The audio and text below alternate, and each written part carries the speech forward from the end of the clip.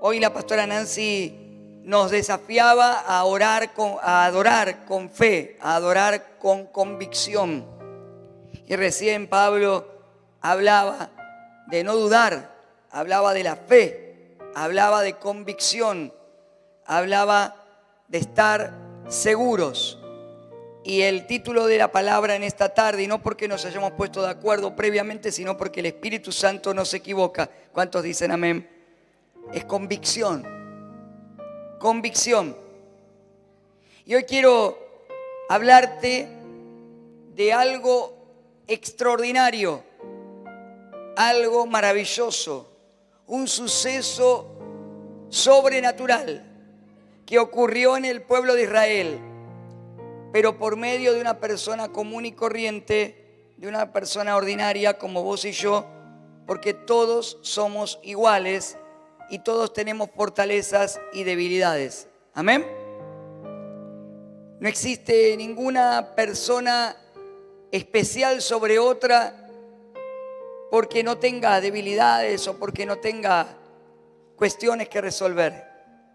Pero la diferencia que hace que el poder de Dios se manifieste en una persona o en otra es la fe y la convicción que esa persona tiene por Dios. Cuando vos y yo estamos convencidos, cuando vos y yo estamos plenamente en convicción por Dios, entonces el poder de Dios se manifiesta. Y la persona de la que hoy te quiero hablar es Elías, un profeta del Antiguo Testamento, un profeta allí en el tiempo en el que Israel era gobernado por reyes. Y Santiago 5:17 lo describe a Elías de una manera maravillosa porque lo humaniza frente a las maravillas que Dios hizo por este hombre. Y gloria a Dios por el pasaje de Santiago 5:17, porque si no, me incluyo, creo que tendríamos aún inconscientemente la tendencia, como nos pasa a veces, de endiosar a algún personaje bíblico, porque vemos tales maravillas que Dios ha hecho o que hace a través de personas que le creen, que muchas veces tal vez referimos a la persona antes que a Dios que está obrando en esa persona. Pero Santiago 5:17 dice: Elías era un hombre con debilidades como las nuestras.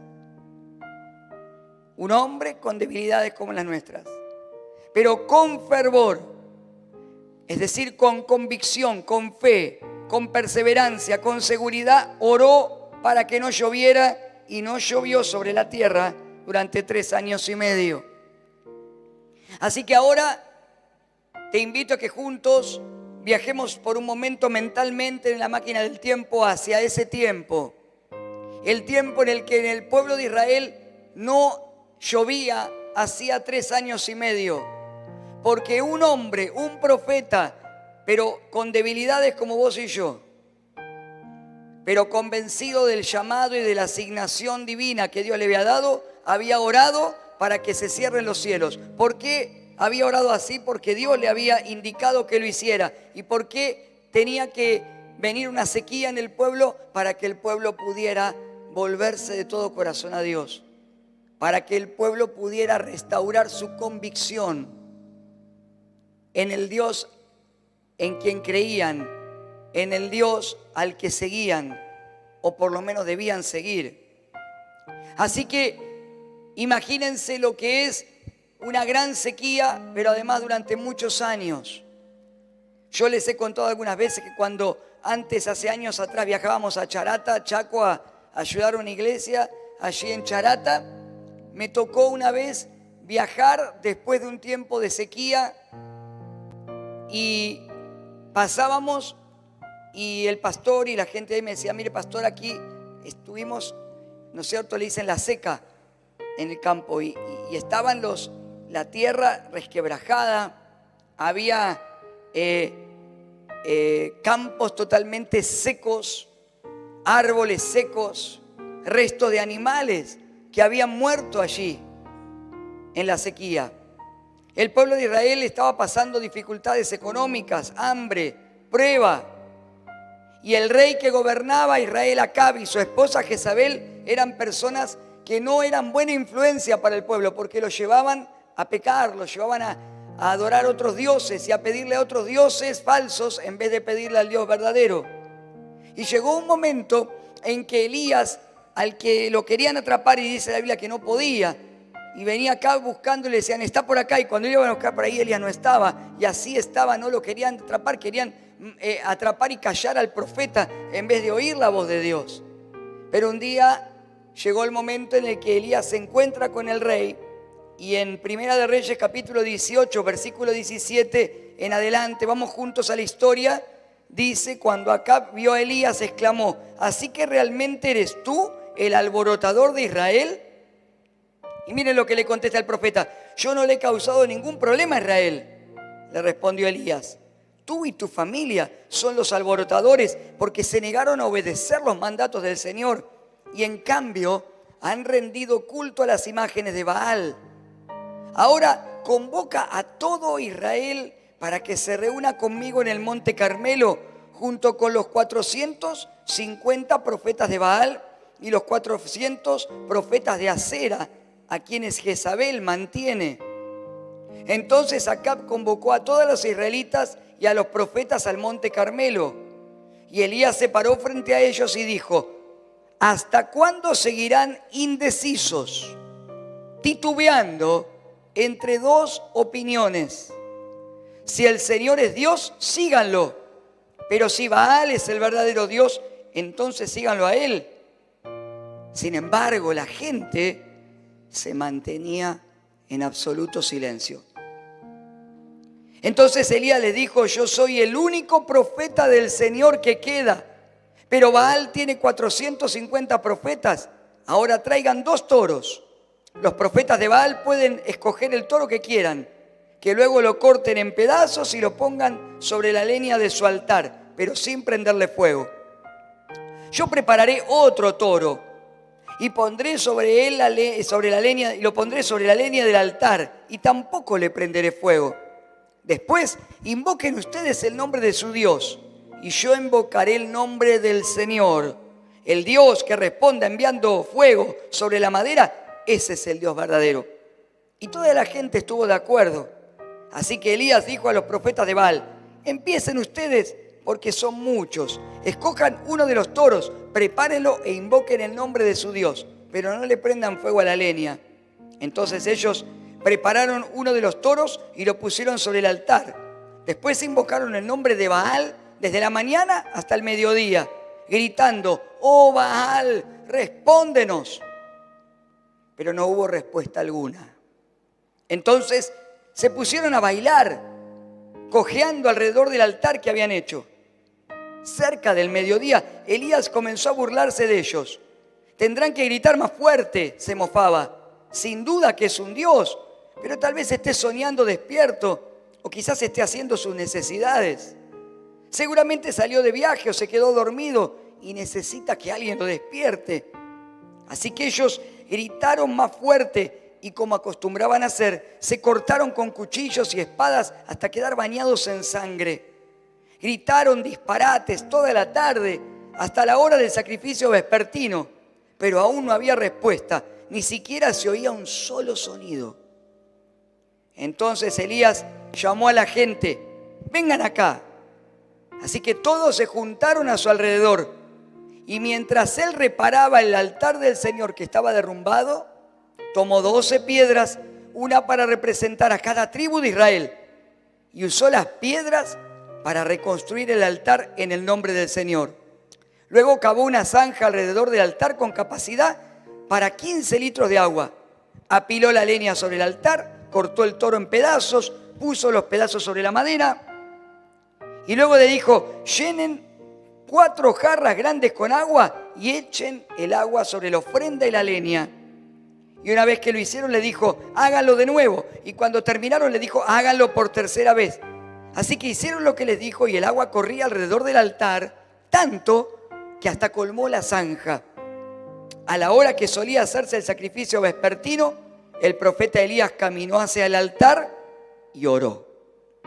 Oh Señor, Dios de Abraham, de Isaac y de Jacob, demuestra hoy que tú eres Dios de Israel y yo soy tu siervo. Demuestra que yo he hecho todo esto por orden tuya. oh Señor, respóndeme para que este pueblo sepa que tú, oh Señor, eres Dios y que tú los has hecho volver a ti.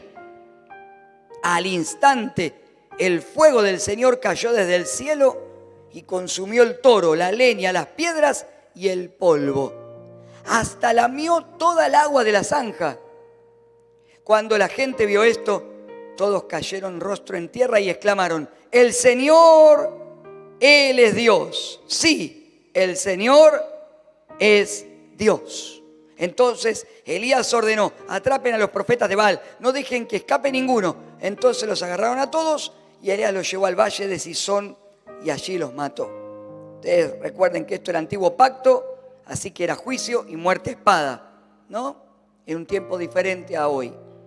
Pero los principios espirituales tienen que ver con el reino de Dios, tienen que ver con la luz y las tinieblas, tienen que ver con la fe, tienen que ver con caminar en los caminos y en los propósitos del Dios vivo. ¿Cuántos dicen amén? Y esta historia que ocurrió allí en el Monte Carmelo en Israel nos muestra dos contrastes. Por un lado, Elías y el poder de Dios, en contraste con la impotencia de Baal y sus falsos profetas. Y por otro lado, el contraste en el pueblo mismo, en sus corazones y en sus mentes. Un pueblo que tiene que decidirse. Un pueblo que tiene que decidirse. Elías los confronta. Llegó el tiempo en el que Dios dijo: se terminó la prueba, pero necesito que tomen decisiones. Si quieren que llueva, si quieren que la tierra vuelva a dar sus frutos, tienen que decidirse. ¿Y por qué tenían que decidirse? Elías se lo dice. Si podemos poner el versículo 21. Elías se paró frente a ellos y dijo: ¿hasta cuándo seguirán indecisos? ¿Cómo estaban ellos? Indecisos. El camino de Dios es un camino de fe. La indecisión es lo contrario a la fe. La duda es lo que nos pone del otro lado de la fe. Cuando dudamos,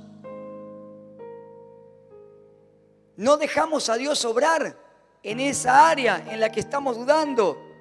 Cuando dudamos, cuando estamos indecisos, nos pasa como le pasaba al pueblo. Titubeaban entre dos opiniones, dos pensamientos.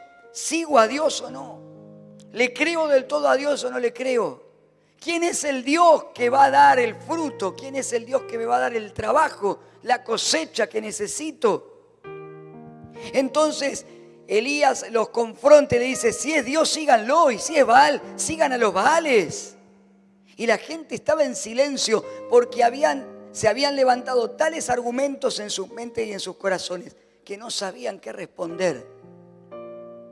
No se podían decidir. Este llamado de Elías y desafío, reto, challenge, como se dice hoy, ¿no?, de Elías al pueblo era muy similar al que hizo Josué tiempo atrás. ¿Se acuerdan?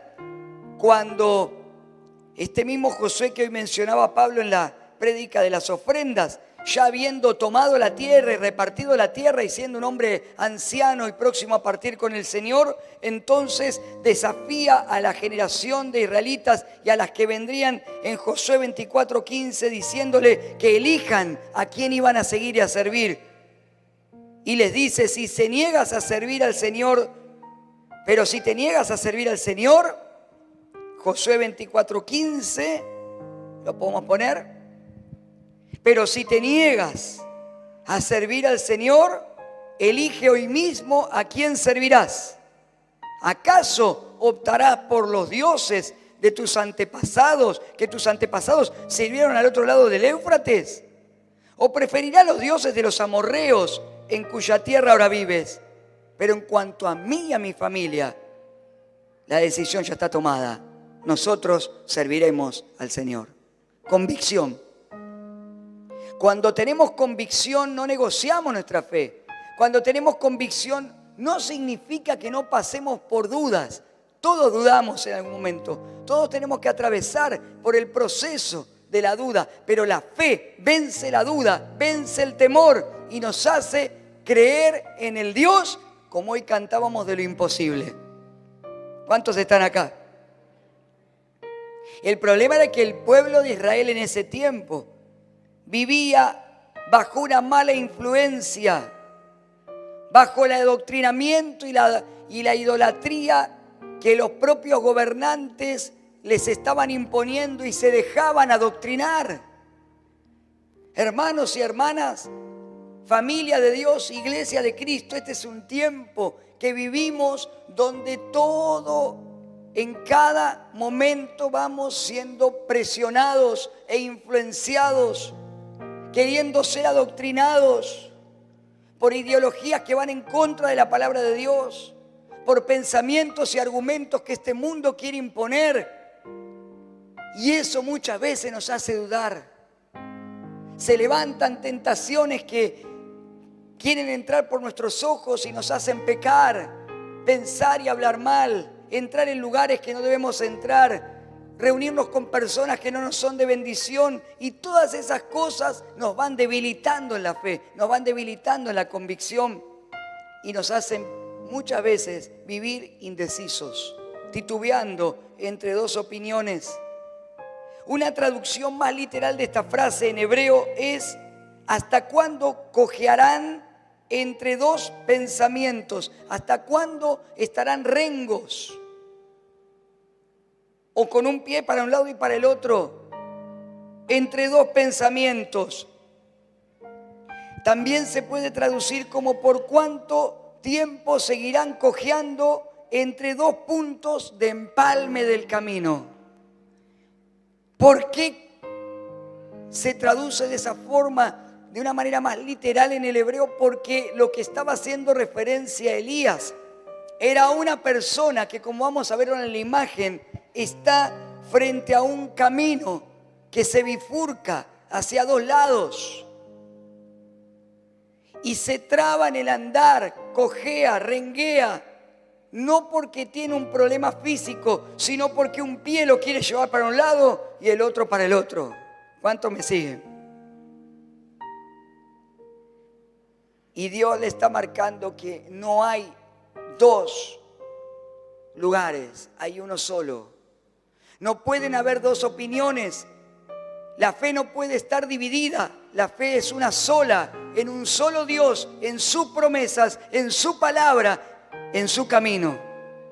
Amén.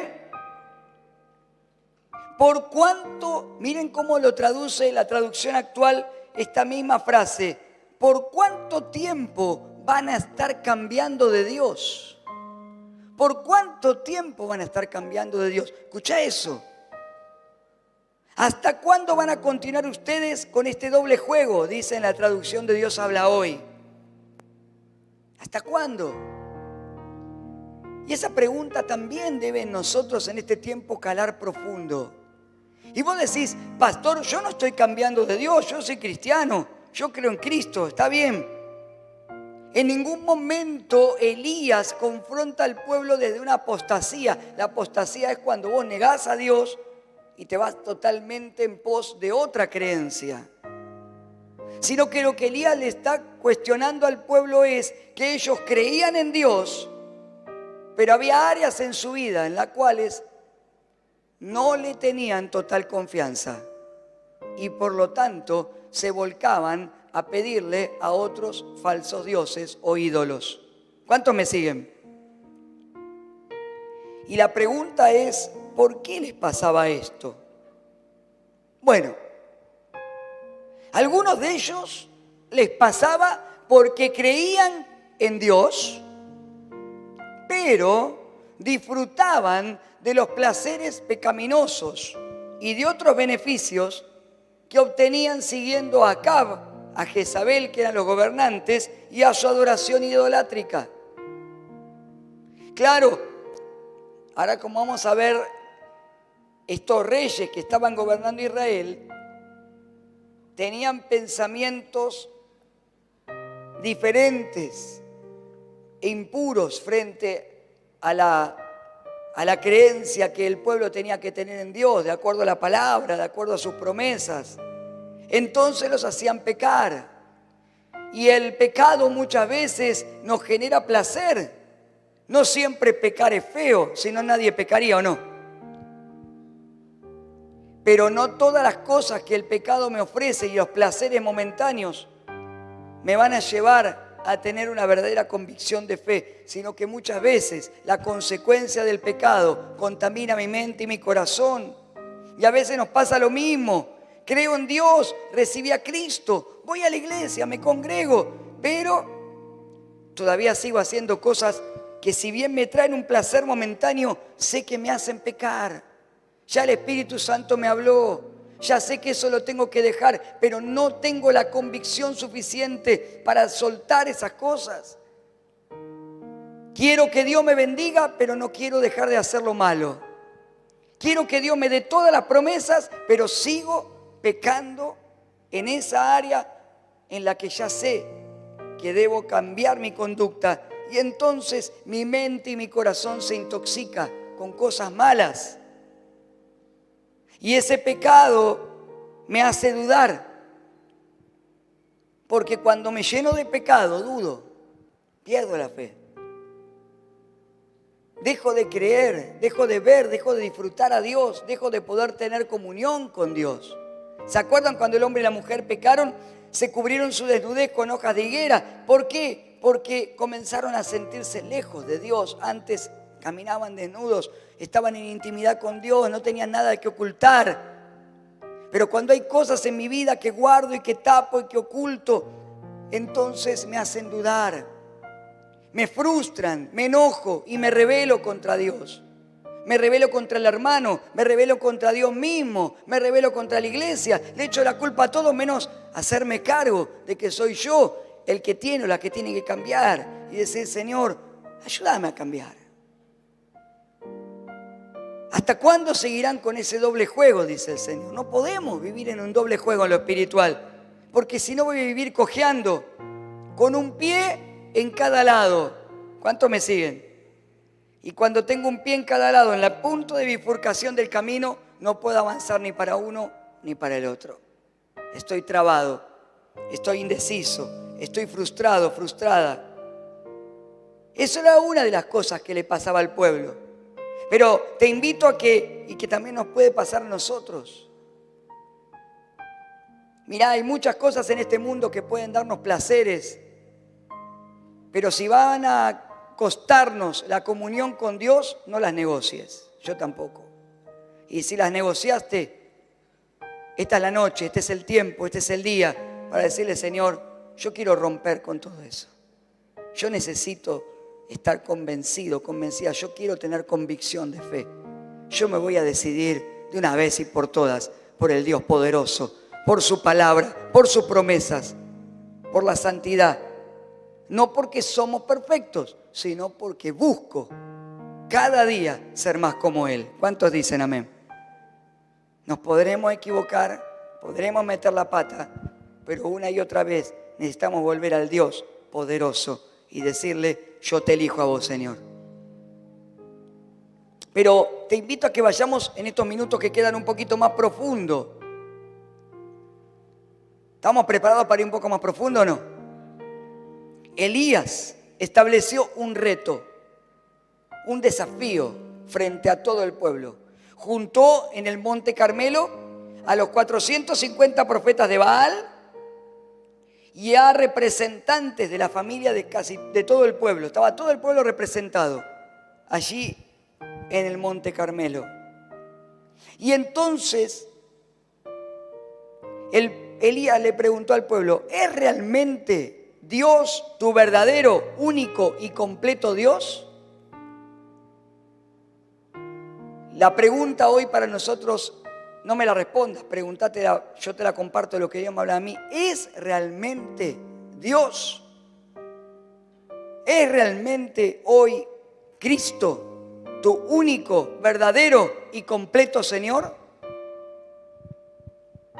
¿Es realmente Él el que todo lo llena? ¿Es realmente en Él el que tenés toda la esperanza? ¿Es realmente en Él en quien confías plenamente? ¿Es realmente a Él al que le has entregado todo? entonces seguilo con todo tu corazón, seguilo con todas tus fuerzas. Y si no, le dijo Elías, síganlo los Baales.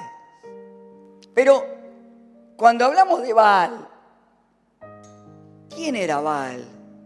¿Qué era Baal? Me gustaría decir más a mí. ¿Qué era Baal? Baal se traduce como Señor, pero con minúscula. Y era el nombre de un dios que adoraban en toda la zona del antiguo Canaán, los fenicios también, y se lo representaba en imágenes. Era el nombre de un ídolo. No era un dios verdadero, era un dios fabricado por la mente de las personas. Se lo representaba, así como lo vas a ver vos en pantalla, de distintas maneras. Hay incluso algunas esculturas, imágenes, algunas pinturas más recientes que las tratan de representar y algunas incluso encontradas en restos. Se lo representaba como un toro joven o como un guerrero, o la mezcla de ambos, un hombre fuerte pero con cuernos de toro. Y esta era la imagen. Algunos lo hacían más musculoso, otros lo tenían en imágenes más esbelto. La práctica de adoración a este falso Dios, a este ídolo fabricado por las mentes de los hombres, se infiltró en la vida del pueblo judío. Se infiltró. Entonces, la práctica de la creencia de la religión judía, de acuerdo a la palabra de Dios, de acuerdo a lo que Dios le había instaurado por medio de Moisés, por medio de los patriarcas, se vio contaminada con la adoración y el pedido a estos falsos dioses. Ponelo de nuevo, no lo saques. Ellos lo llamaban Baal como dios de la fertilidad del sol y las tormentas. Creían que este dios podía habilitar la tierra para producir cosechas y también que la gente pudiera tener hijos. A su vez, este tal Baal tenía compañeras, diosas, que lo acompañaban, que se llamaban Astarot o Asera, diosas de la fertilidad, de las estrellas, del amor y de la guerra. Fabricaciones en los pensamientos del hombre, porque cuando el hombre no encuentra al verdadero Dios, que todo lo puede, que todo lo llena, que todo lo conoce, que todo lo sustenta, fabrica dioses para cada necesidad en su mente. Entonces, en la antigüedad, al igual que hoy, estaba el Dios o el santo o el ídolo para pedirle el trabajo, para pedirle los hijos, para pedirle la prosperidad económica, para pedirle que llueva, para pedirle que salga el sol, para pedirle que lo proteja. ¿Cuántos me siguen? ¿Qué pasaba hacía 3 años y medio? No llovía. Entonces el pueblo, en vez de pedirle al Dios de los cielos, creador del universo, al Dios que sostiene todo lo visible y lo invisible, empezó a pedirle al Dios fabricado de los fenicios, ese falso Dios, a ese ídolo, que viniera la lluvia, y la lluvia no venía. ¿Cuántos están acá? Lo peor era que la práctica de estas religiones incluían no solamente ofrecerle sacrificios de animales a estos falsos dioses, sino que incluían ritos, celebraciones. Pero como sabemos que detrás de esto hay fuerzas espirituales que llevan a lo malo a las personas, a la maldad, entonces estas prácticas incluían la sensualidad y la sexualidad. Es decir, la práctica de prostitución dentro de los propios templos. Así que, en definitiva, como hay niñitos chiquitos, los grandes me entienden, tenían prácticas sexuales mientras le pedían a estos dioses. y lo consideraban una ofrenda. Pero además no solamente eso, sino que cuando iban más lejos todavía y a medida que iban instaurando cada vez más fuerte la religión, al término de que dice que el rey tenía 450 profetas pagados por el gobierno de Israel con los impuestos del pueblo, y la mujer tenía otros tantos, pero para la diosa Acera incluía también a veces pedirle, si no había respuesta, el sacrificio humano. Y el pueblo de Israel no fue la única vez en la cual incluso llegaron a entregar sus hijos en sacrificio humano a estos falsos dioses, pidiéndole que venga la lluvia, pidiéndole que venga la prosperidad, pidiéndole que los sostenga. Por eso eran literalmente una práctica de brujería, de hechicería, lo que hacían estos falsos profetas. Vieron que lo cuenta ahí lo que hicieron de la mañana hasta la noche, hasta cortarse, bañarse en sangre, pedirle a un ídolo. Ahora todos están tal vez pensando acá, ¡wow! ¡Qué bárbaro! ¡Qué oscuro! Returbio, como dicen los jóvenes, ¿no? Y es verdad, ¿para qué te voy a decir? Sí, era returbio. Pero, ¿por qué llegamos a esto? Me decís, pastor, pero aparte de aprender que está bueno y todo, ninguno de nosotros hacemos esto, ¿o no? Entonces, ¿por qué Dios nos querrá hablar esta palabra en este tiempo? Porque más allá de esto y a quién le estaban pidiendo o en quién estaban confiando, el tema es el ídolo. Baal no existe. ¿Cuánto me entienden? Eso no existe. No es un Dios. Está fabricado por la mente humana. ¿Cuántos están acá? Alguien lo inventó, alguien lo fabuló y alguien creó una forma de seguirlo, de rendirle tributo, de pedirle, pero no existe. No existía antes, no existe y no existirá jamás, porque es un ídolo. En 1 Corintios 8:5 dice, pues sabemos que un ídolo no es en verdad un Dios. Dice, no es en verdad un Dios. Y que hay un solo Dios. ¿Qué sabemos entonces? Que los ídolos no existen. ¿Cuánto me entienden? Si hoy lo tuviéramos que llevar a actualizarlo al tiempo de hoy, Gauchito Gil no existe. Fue un hombre que murió en su momento y de ahí levantaron una leyenda, un mito. ¿Se entiende? No existen. Ni los santos, ni los ídolos, ni ninguna cosa que se fabrica el ser humano. No existen. Porque hay un solo Dios. Y en lo espiritual también nos tiene que hablar a nosotros.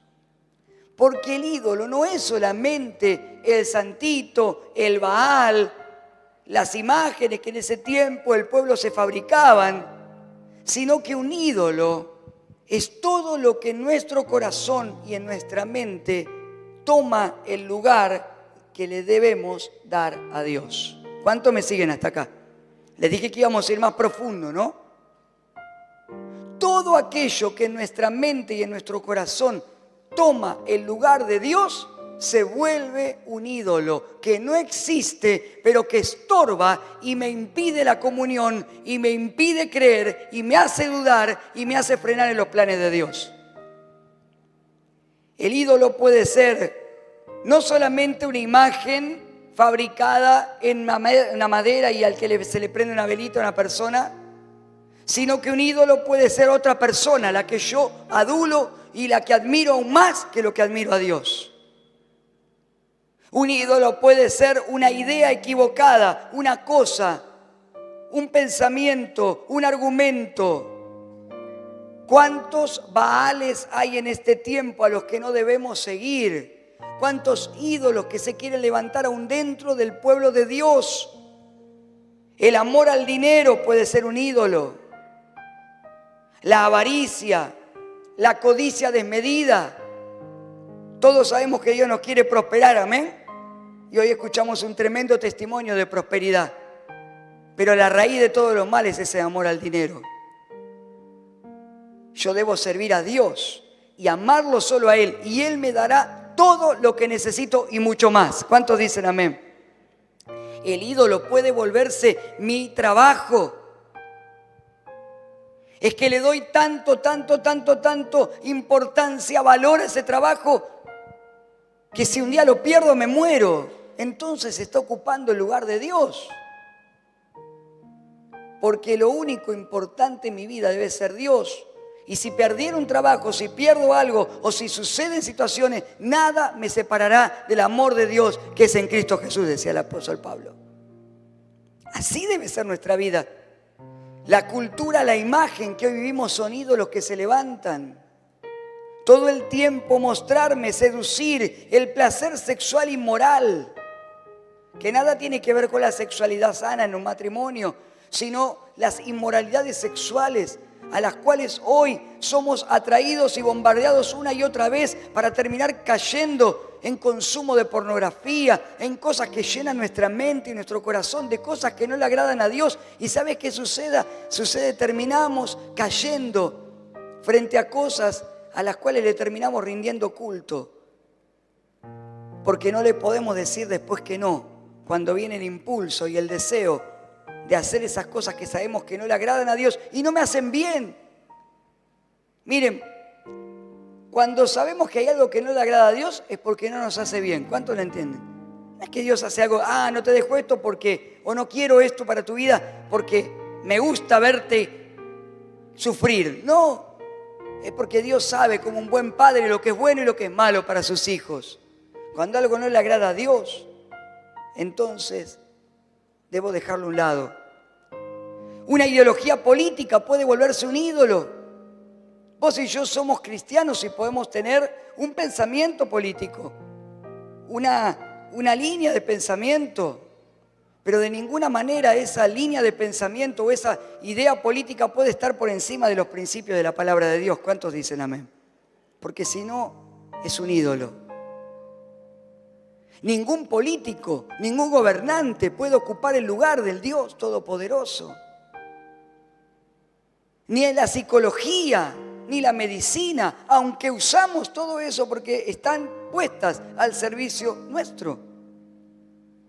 De hecho, nosotros muchas veces derivamos a hermanos que necesitan una terapia y tenemos varias personas en la iglesia que están estudiando y tendremos dentro de poco futuros psicólogos, licenciados en psicología, en terapia. Pero de ninguna manera, ninguna ciencia ni ninguna práctica puede superar los principios eternos de la palabra de Dios. Y hay gente que después empieza a ir al psicólogo siendo cristiano y dice, no sé, voy a consultarlo al psicólogo a ver si tengo que hacer eso o no en la iglesia. Entonces se está volviendo un ídolo. ¿Cuántos me entienden? Yo tengo que hacer lo que la palabra de Dios me dice, lo que el Espíritu me trae por revelación. Eso está por encima de cualquier otra cosa que quiera hacerme dudar de mi convicción de fe. Amén. También puede ser un ídolo, una idea equivocada de Dios. Por eso mucha gente duda y se frustra, porque empieza no a adorar y a pedirle al Dios verdadero. ¿Cuántos están acá? Sino una idea equivocada que se levanta de Dios. Por ejemplo, el Dios de los panes y los peces. Entonces Dios es mi Carrefour espiritual o mi supermercado espiritual, al que yo debo ir a recibir todo lo que Dios me da. Y si no me lo da, me frustro, me enojo porque no me dio. Y eso es una falsa idea de Dios, porque en ningún lado de la palabra nos enseña eso. De hecho, Jesús, cuando multiplicó los panes y los peces y lo volvieron a querer, se fue de ahí. Porque dijo, acá se están levantando una idea equivocada de mí. Porque hay veces que Dios da y hay veces que nos puede faltar, ¿o no? Porque hay momentos de abundancia y de escasez en la vida. Porque no siempre vamos a estar sanos. También atravesaremos la enfermedad, ¿o no? Porque no siempre vamos a estar saltando de una pata y riéndonos. Va a haber momentos de tristeza. Pero la Biblia dice que en el momento de escasez nada nos faltará porque el buen pastor nos sostendrá siempre. La Biblia dice que en el momento de tristeza Él nos consolará porque es nuestro consolador. La Biblia dice que en los momentos de pruebas y dificultades Él nos sostendrá con su diestra victoriosa. Nunca la palabra niega que habrá pruebas, dificultades y momentos difíciles, sino que enseña que Él es el Dios de todo y que siempre, siempre, siempre estará con nosotros. Pero si yo me hago una idea equivocada de Dios, cuando ese ídolo no responde, me frustro.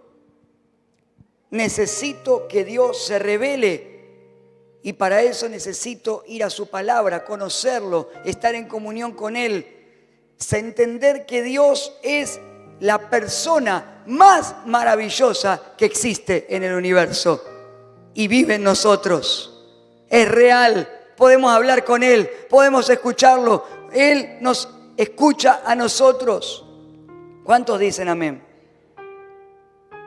Por eso cuando yo solamente tengo la idea de Dios, del Dios de los panes y los peces, cuando no me da, cuando no tengo, me frustro, me voy, me aparto, me enojo.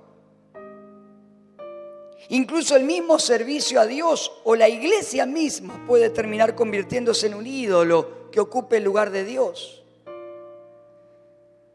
Hay gente que sirve a Dios muchos años y cuando un día, por un motivo o por otro, se queda fuera del servicio, se aparta de Dios. ¿Cómo puede ser?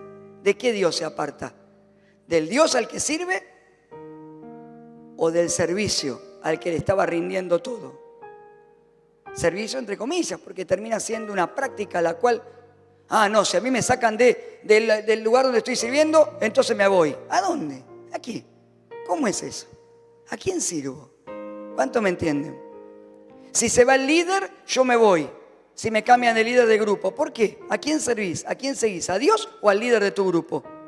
¿Cuántos están acá? Si no viene el pastor ese domingo, yo no voy a la iglesia. Si predica otra persona, porque a mí me gusta cómo predica el pastor. ¿A quién seguís? ¿A mí? Estás en el horno. Seguimos todos a Cristo. Amén. Te puede gustar más cómo predica un hermano, otro está bien. Pero yo debo seguir a Cristo, congregarme por Cristo. Él es mi único Dios. Amén. Cuando un ídolo se levanta en nuestra vida, ponemos allí nuestra confianza y no en Dios. Pero hay gente que confía más en el trabajo que en el Dios que le da el trabajo. Y cuando pierde el trabajo, ¡ay no, me muero! ¿Ahora qué voy a hacer con la deuda que tengo? Ídolos que a veces levantamos. ¿Cuántos me entienden? Pongo la confianza en la economía, entonces, cambiaron el ministro de Economía, el dólar blue se fue a la nube. ¿Ahora qué voy a hacer? ¿En dónde está puesta tu confianza? ¿Dónde pongo mi confianza? Quiero decirte algo, los ídolos fallan porque no existen. Dios no falla. Mira lo que tenés que decirle, Dios no te falla. Decláraselo. Salmo 46:1 dice, Dios es nuestro refugio y nuestra fuerza. Siempre está dispuesto a ayudar en tiempos de dificultad. Dios es nuestro refugio y nuestra fuerza. Siempre está dispuesto a ayudarnos en tiempos de dificultad. Amén. Entonces el pueblo dudaba. ¿Por qué? Porque creía en Dios, pero le pedía a Baal que le mande la lluvia.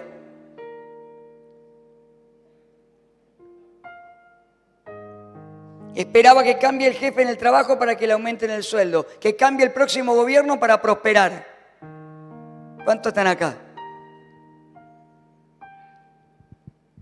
Que pase la pandemia para ver si puedo arrancar a estudiar. Que pase la pospandemia a ver si puedo empezar a servir.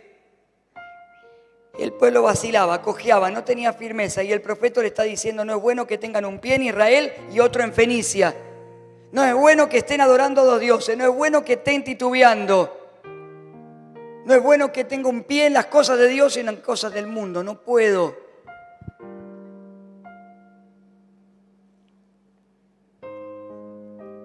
Fíjense este punto para ir cerrando y luego orar juntos. Baal, para el pueblo de Israel, en ese momento, se les había levantado un argumento en la cabeza de que Jehová era el Dios de las regiones desiertas de Sinaí. Para los entendidos, estudiosos, los que les gusta acá, los creyentes de Berea que hay aquí en la iglesia, pueden buscar en Habacuc 3, 3 al 7, pero no ahora, sino en la semana. Habacuc 3, 3 al 7, van a ver cómo en un momento hacer cierta referencia, cómo en un momento el pueblo identificó a Dios como el Dios del desierto, el Dios del Sinaí, el Dios que los sacó. Sí, ellos creían, sí, Dios fue el que nos sacó, el que nos trajo en el desierto, es el Dios de las regiones desérticas, pero la lluvia, dice la Baal. La lluvia y la cosecha se la pedían a Baal.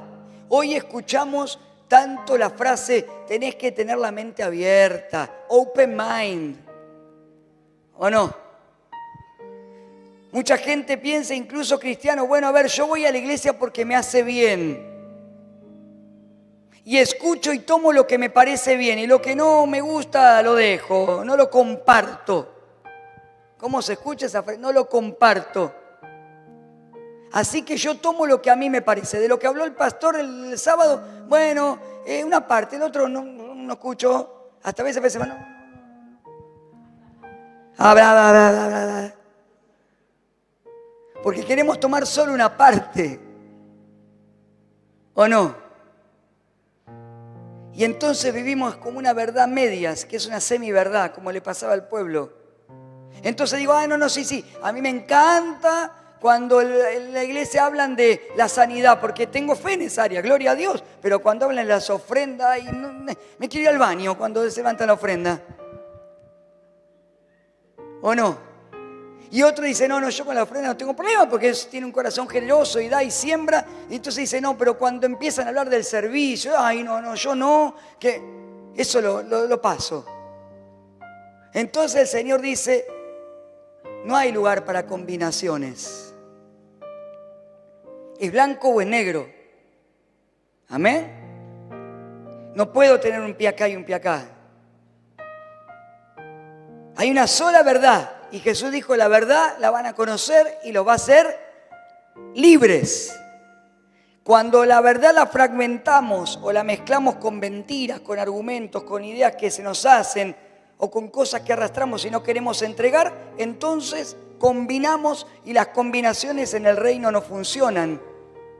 Elías le dijo o lo uno o lo otro, y el monte Carmelo fue el monte de la decisión. Así que el pueblo tuvo que ver un gran espectáculo sobrenatural a 70 metros de altura para que todos pudieran verlo. Y Elías le dice, traigan 2 toros. Empiecen ustedes que son más.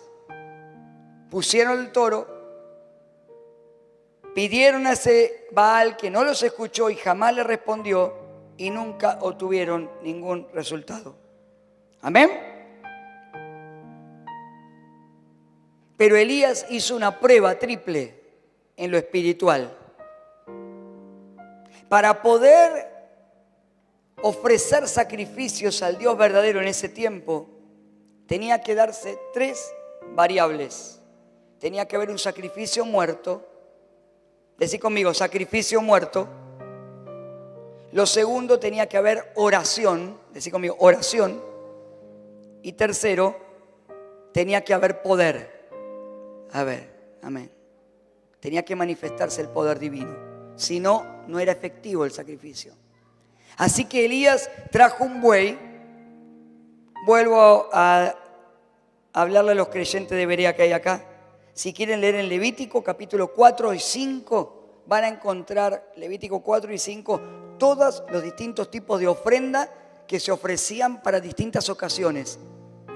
Desde los más pobres, que podían ofrecer una efa de harina, o 2 tórtolas o palominas, o para el pueblo común y corriente una cría de cabra o un cordero, o para los gobernantes la cría de una cabra, o cuando se ofrecían sacrificios para pedir a Dios por todo el sacerdocio y por toda la congregación, se ofrecía un buey joven. Levítico 4, 13 y 14. Así que Elías era alguien que sabía la palabra de Dios. Amén. En medio de tiempos de dudas, de ídolos, de inseguridad, de incertidumbre, de dubitaciones, se necesitan hombres y mujeres que sepan la palabra y sepan qué hay que hacer de acuerdo a la palabra. ¿Cuánta gente habrá de esa en este tiempo aquí? Gente que sepa lo que hay que hacer. Así que puso el buey. Uno y otro, los ídolos jamás respondieron porque no existen, porque no oyen, porque no ven, porque no hablan, porque no pueden hacer nada. Es que Satanás lo único que puede hacer es usar el mismo poder del hombre, el poder de crear, el poder de creer en contra de sí mismo. Por eso se terminaron lastimando, hiriendo y frustrados. Qué tremendo que es eso. Cómo el enemigo usa el pecado y la maldad para volver el poder que Dios nos dio, porque somos a imagen y semejanza de Dios, el poder de decisión, el poder de crear, el poder de actuar en contra de la misma persona. Pero cuando vos y yo creemos en el Dios vivo, entonces el poder de decisión y de fe se entregan en sacrificio al Rey de Reyes, al Señor de Señores, y lo que se activa es un poder sobrenatural. Es el poder del cielo que hace que lo imposible sea posible. ¿Cuántos le dan fuerte aplauso al Señor?